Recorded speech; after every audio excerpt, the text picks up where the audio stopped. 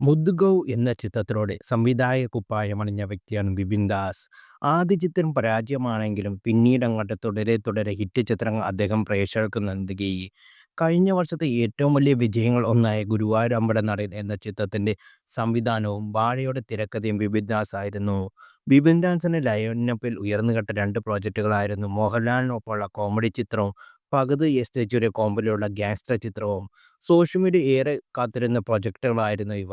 എന്നാൽ ഈ 2 പ്രൊജക്ടുകളും ഡ്രോപ്പായെന്ന് പറയുകയാണ് ബിപിൻ ദാസ് ഇപ്പോൾ. മോഹൻലാലുമൊത്ത് സിനിമ അദ്ദേഹം ഡ്രോപ്പ് ചെയ്തുവെന്നും ഫഹദ് എസ്. ജെ. സൂര്യ പ്രൊജക്ട് താനായിട്ട് ഡ്രോപ്പ് ചെയ്തതെന്നും ബിപിൻ ദാസ് പറയുന്നു. നിലവിൽ സന്തോഷ് ട്രോഫി, വാഴ 2 എന്നിവ മാത്രമേ തന്റെ ലൈനപ്പിലുള്ളെന്നും അദ്ദേഹം കൂട്ടിച്ചേർത്തു. പുതിയ ചിത്രമായ വ്യസനസമേതം ബന്ധുമിത്രാദികൾ പ്രമോഷൻ ഭാഗമായി മഴവിൽ മനോരമയിൽ സംസാരിക്കുകയായിരുന്നു ബിപിൻ ദാസ്. സോഷ്യൽ മീഡിയയിൽ കേട്ടുകൊണ്ടിരുന്ന 2 പ്രോജക്റ്റും ഏറെക്കുറെ ഡ്രോപ്പായി. ഫഹദിന്റെ കൂടെ പടം മുന്നോട്ട് പോയില്ല. അതങ്ങനെ ഡ്രോപ്പായി. ലാലേട്ടനുമായിട്ടുള്ള പ്രോജക്റ്റ് പുള്ളി തന്നെ ഡ്രോപ്പ് ചെയ്തതാണ്. ഇപ്പോൾ സന്തോഷ് ട്രോഫി, വാഴ 2 മാത്രമേ ഞാൻ ചെയ്യുന്നുള്ളൂ. അതിനുശേഷം എന്താണെന്ന് തീരുമാനിച്ചിട്ടില്ലെന്ന് ബിപിൻ ദാസ് പറയുന്നു.